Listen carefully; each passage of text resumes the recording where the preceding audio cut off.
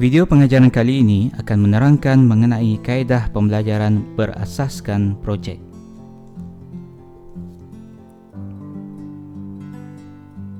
Murid akan mengaplikasikan pengetahuan yang diperolehi daripada topik projek brief serta topik lakaran.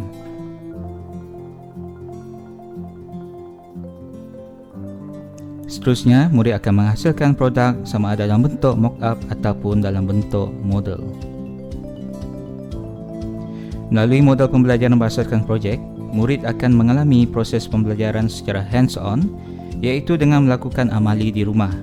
Hasil kerja murid dalam bentuk laporan serta mock-up ataupun model akan membolehkan guru memberikan markah pentafsiran bilik darjah.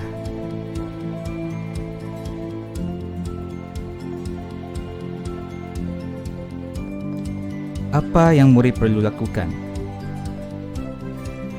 Perkara pertama, murid akan menyiapkan laporan penghasilan projek.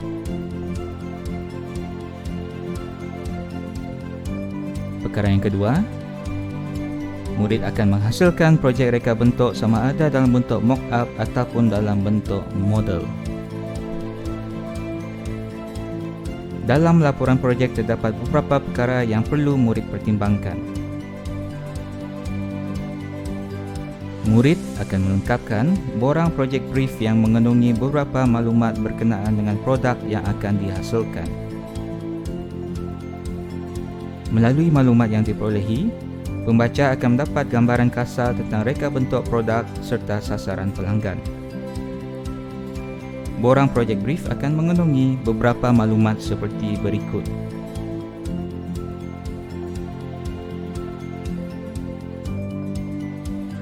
Murid juga akan menyediakan lakaran projek sebelum menghasilkan model ataupun mock-up produk. Kemudian, murid akan membuat perbandingan produk yang terdapat di pasaran.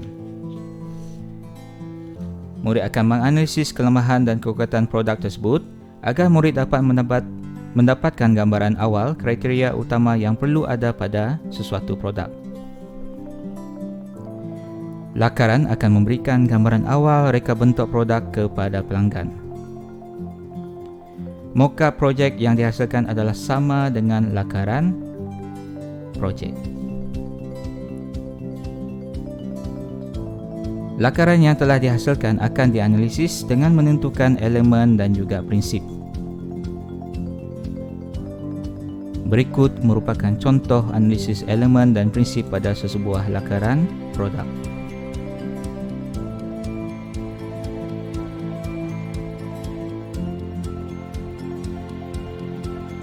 Perkara ketiga yang perlu ada dalam laporan adalah perancangan kewangan.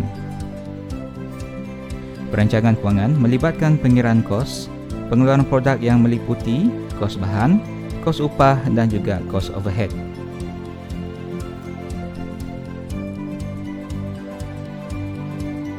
Berikut merupakan contoh pengiraan kos-kos tersebut.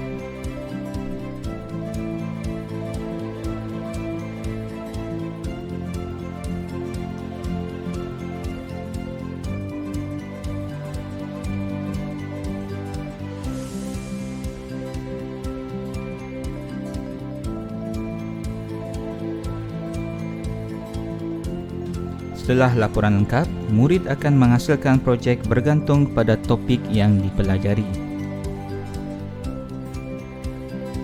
Setiap projek yang dihasilkan dengan baik akan membolehkan murid diberi grade pentafsiran tahap 5 ataupun tahap 6. Walau bagaimanapun, penghasilan projek memerlukan murid melakukan perancangan yang rapi. Antara perkara yang perlu dirancang adalah menyeraikan bahan-bahan yang akan digunakan untuk menghasilkan produk. Selain itu, alatan untuk mencantum produk turut dirancang dan juga disenaraikan. Perancangan ini akan dilakukan dalam perancangan kewangan, iaitu pada bahagian penyediaan kos bahan.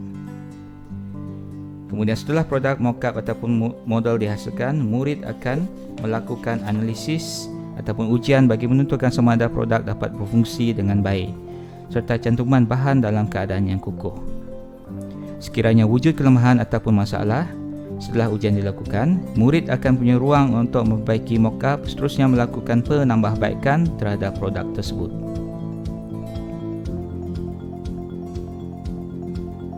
Murid perlu pastikan proses cantuman bahan produk dilakukan dengan baik serta produk dapat berfungsi mengikut apa yang telah dirancang dalam borang brief. Bagi menyingkap semula tentang apa yang telah murid pelajari dalam video ini, berikut merupakan senarai semak tentang aktiviti yang akan murid lakukan dalam pembelajaran berasaskan projek. Untuk laporan, murid boleh muat turun ataupun menghasilkan laporan menggunakan apa jua format penyampaian yang dirasakan sesuai. Format laporan adalah seperti yang disenaraikan di sini.